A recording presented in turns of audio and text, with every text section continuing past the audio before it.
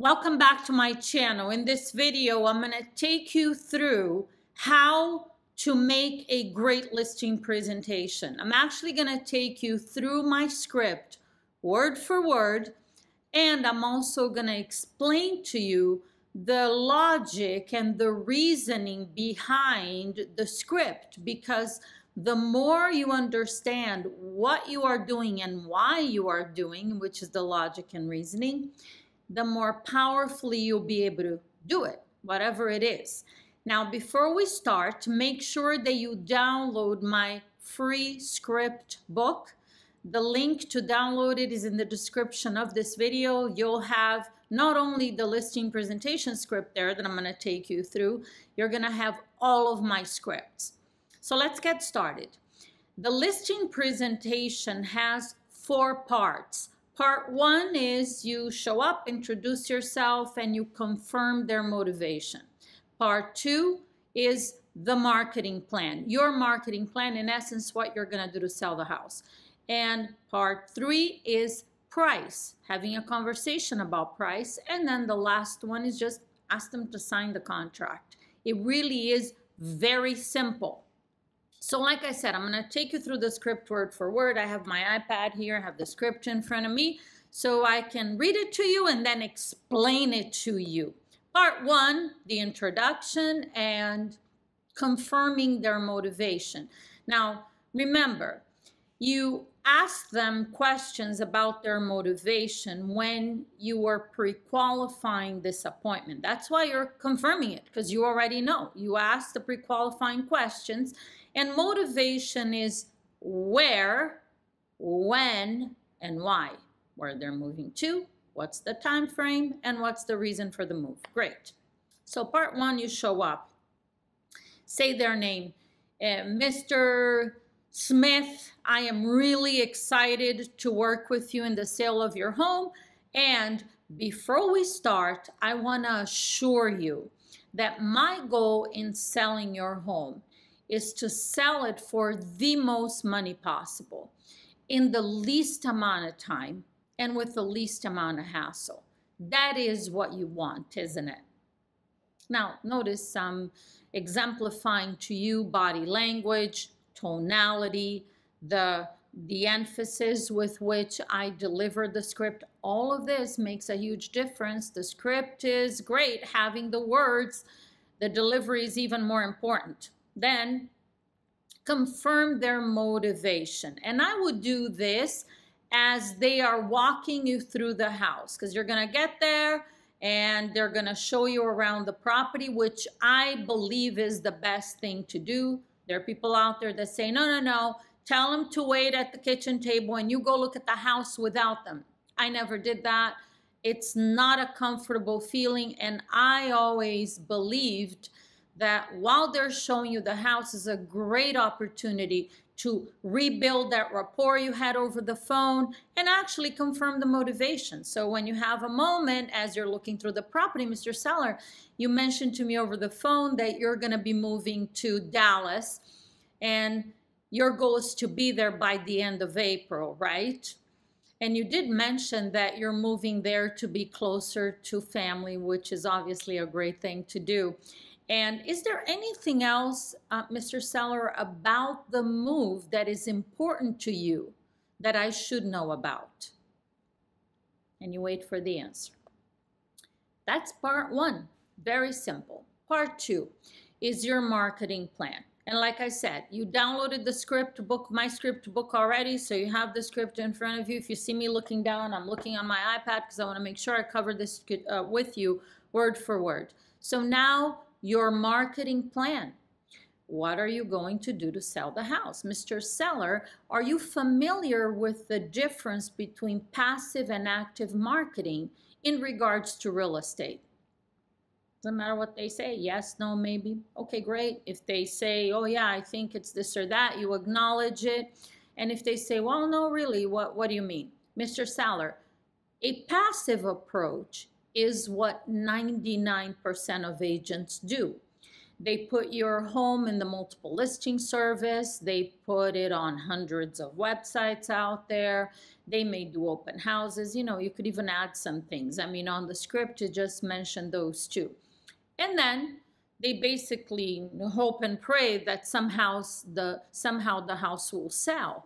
Now, the trouble with these methods, Mr. Seller, is that the agent, once these marketing tools are in place, the agent basically like sits around and wait for a buyer to call them.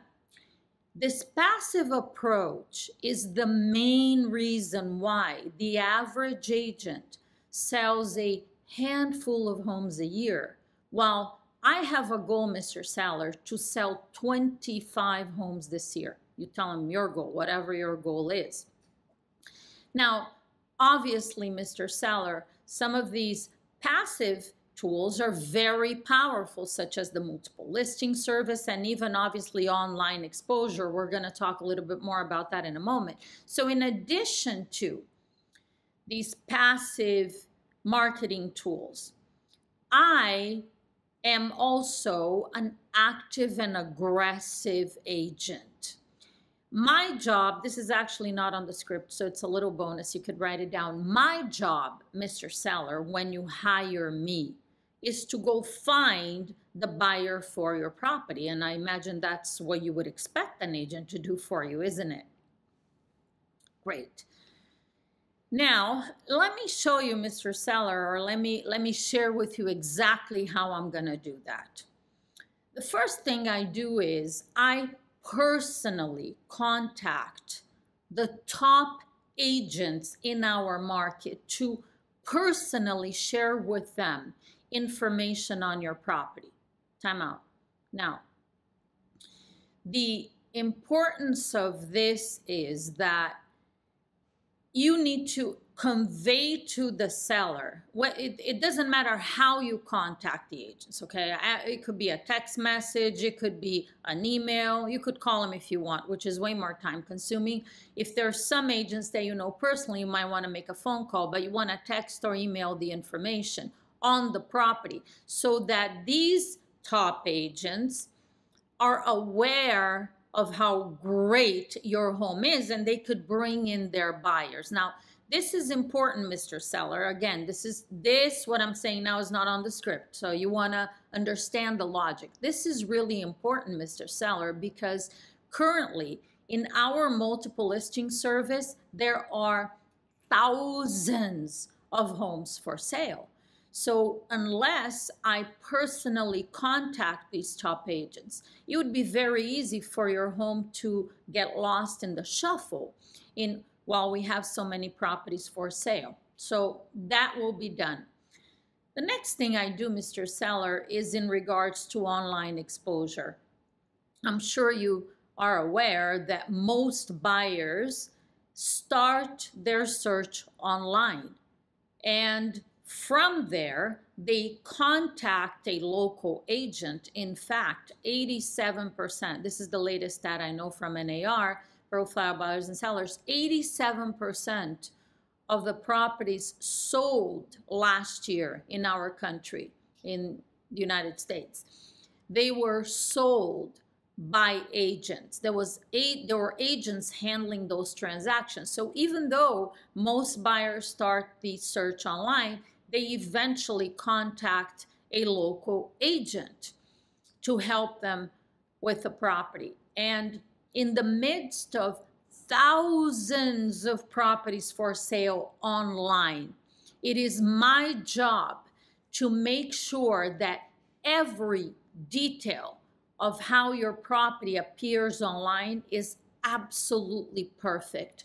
From the photos, and obviously professional photos, and the description and every detail of your property stands out amongst all of the other homes that are for sale.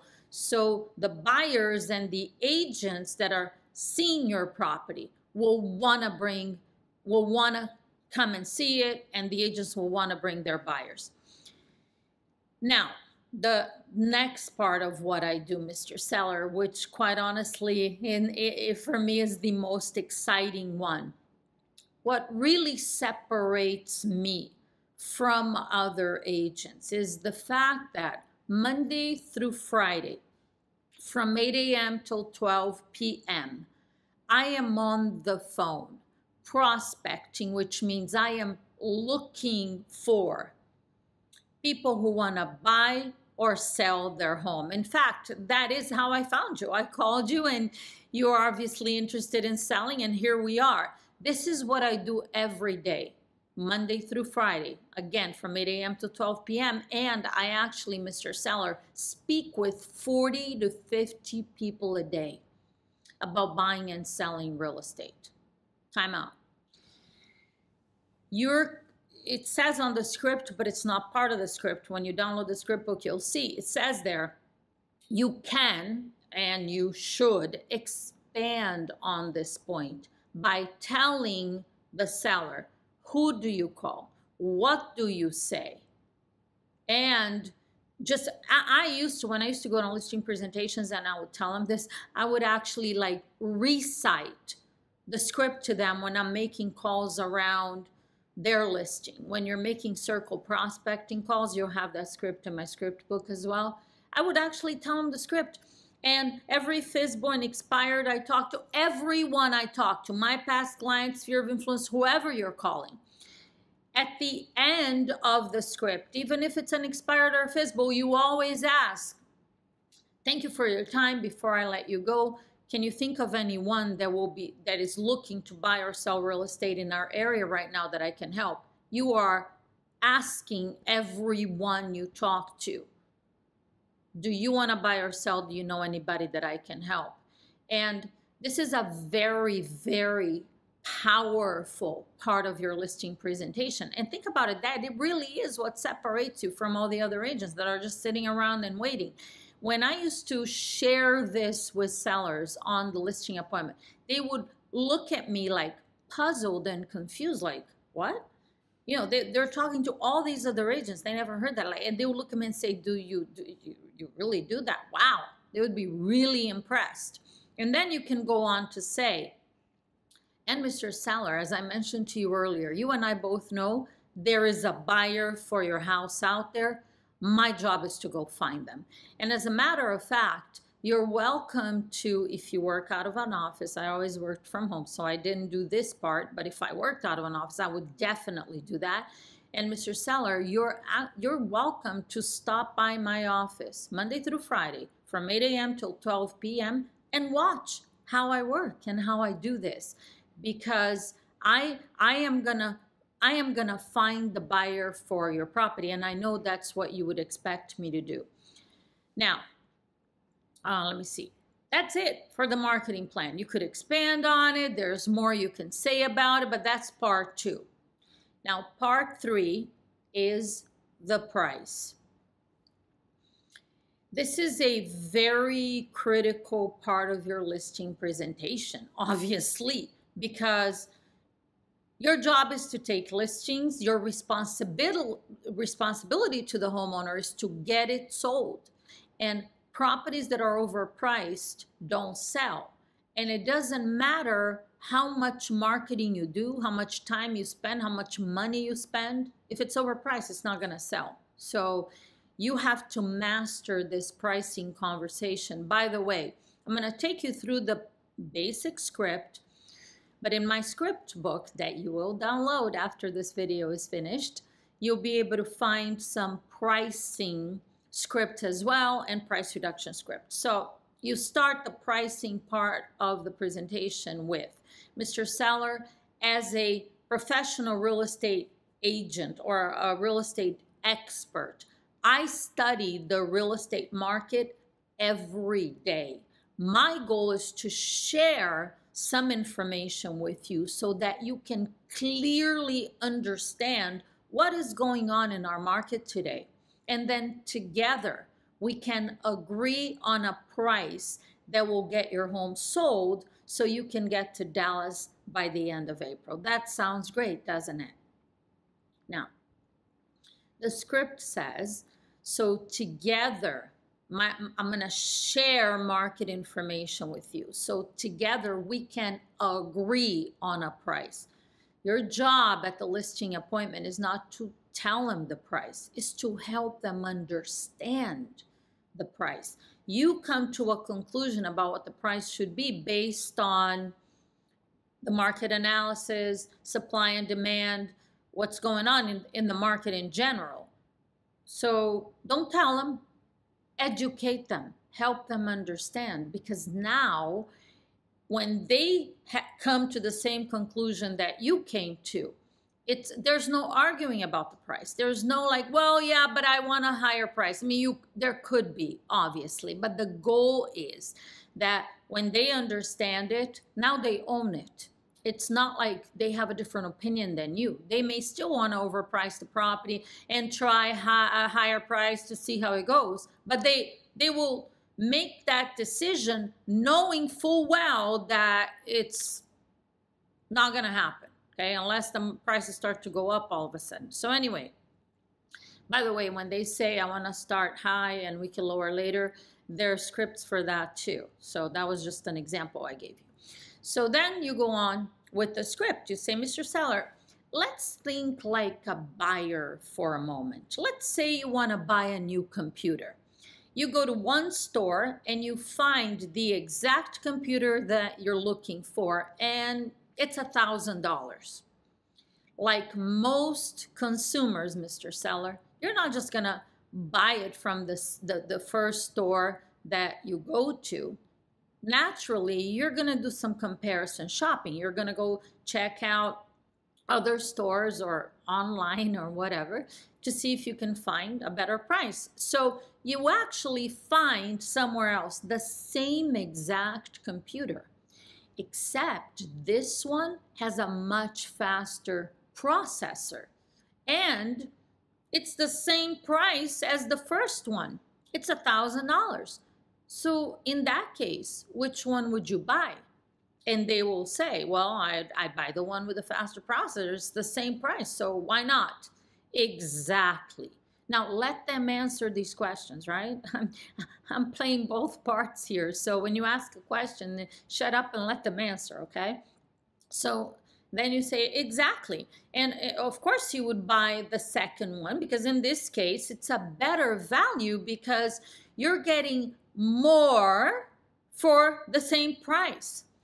Now, Mr. Seller, think about this. Even if you don't necessarily need a faster processor, you would still buy the second one, because why not? It doesn't cost you any more money. Now, what if, Mr. Seller, the second store priced their computer with the faster processor at $1,500? So now we're talking $500 more for something that you don't really need. Which one would you buy then? Well, I think I would just buy the first one. Exactly. See, Mr. Seller, that is because if they charge more for the extras, the value is no longer there. If you're getting more for the same price, that increases the value. But if you're charging for the extra, now the value is no longer there. That makes sense, doesn't it? Great. See, Mr. Seller, home buyers think exactly the same way you just did. They have a lot of choices in today's market, and actually the average buyer looks at 10 homes before choosing which one to buy. So your house is competing against 9 other homes at any given time. And buyers look at home after home after home. And they actually choose the one that offers the most features and updates for the least amount of money. Now see, Mr. Sellers, buyers just like you, they look for more for the same price or a lower price. When you think about it, it's all about price, isn't it? Now you're gonna take out the market analysis. Obviously, you give them a chance to respond. If they have questions, you answer. So, Mr. Seller, in order for us to determine what is the highest price that we can sell your property for in today's market, I have carefully prepared a comparative market analysis. Let's take a look at some of the homes that are currently for sale and a few homes that have recently sold, so we can decide what we should price your home at to make sure that your house is the next sale in this area, okay? Now, in red on your script, you're gonna see this. Now, you're gonna walk them through. You're gonna show them, you have the market analysis in front of you, whether you bring it on an iPad or a piece of paper. You're gonna go through each comparable in detail. You're not just gonna go, a big mess. No, this is the first property that's for sale. Here's the next one. I recommend 4 active listings and 4 recent sales, because if you put way too much information, it becomes confusing for them. Sometimes less is more. So 4 and 4 is what I've always used. Go over each one of the comparables. Ask them questions. Tell them the address. Are you familiar with this home? As you could see, it's 3 bedrooms, 2 bath. Asking, engaging them, not just lecturing them, okay? Engaging. Speak confidently. You're the expert. Help them understand. Get them involved, okay? And then once you go through all of the actives and all of the closed sales, ask them this question. So now, Mr. Seller, based on all of this information, what price do you think we should put on your property so we can make sure that buyers choose your home versus all the others? Ask the question and wait for an answer. If they say, sometimes they do, they might tell you a price. Once in a while, they may say, well, you're the expert, you tell me. So that's on your script too, okay? If they say that, you say, absolutely, Mr. Seller. And as I mentioned to you in the beginning of our meeting, my goal is to help you understand what's happening in our market today so you can feel comfortable with the price that will get you to Dallas by the end of April. So based on everything that we've looked at, what price do you have in mind? I'm still not telling them.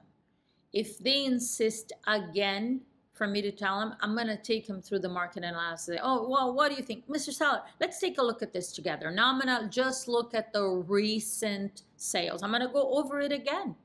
So you see this home is just like yours, same square footage, blah, blah, blah, and bedrooms and bath and condition, and compare. Now, this is not part of the script, but I want to mention it to you because it's really important.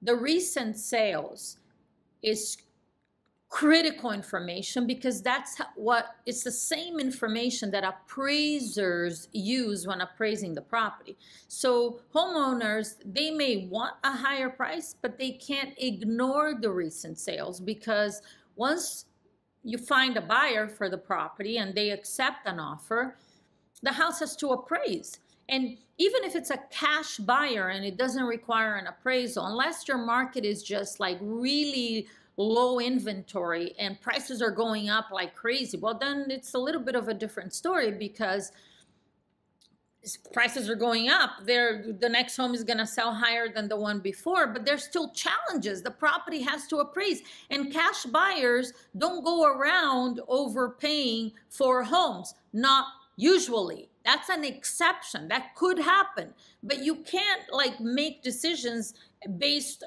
and help a seller understand based on exceptions. So the appraisal is critical, and you can help them understand it as well, even though that's not part of the presentation. But if they give you resistance with the price, that's something very important for you to mention to them so they understand. And then once you agree on a price, you and the seller agree on a price, you already have your listing agreement completely filled out. It should have been sitting on the table from the beginning of your presentation with a pen on top of it, and the only thing that's not filled out is the price. So once you agree on a price with the seller, you pick up the pen, you write the price. Great, Mr. Seller. So let's go ahead and price your home at $599, and then you turn the agreement to them and then point to the signature line and just say, I just need your signature right here so we can go ahead and get this property sold. That's it. That's part 4, is asking them to sign. Don't skip part 4, because if you don't ask, chances are they're going to give you an objection and you just be in a loop of objections until you're out the door without a signed listing agreement. So make sure that you follow the script. It's short, to the point, and it's gonna get you signed listing agreements, which is obviously the goal. Thanks for watching this video. Again, I mentioned it a couple of times. Make sure you download my free script book. The link is in the description of this video, and I will see you on the next one.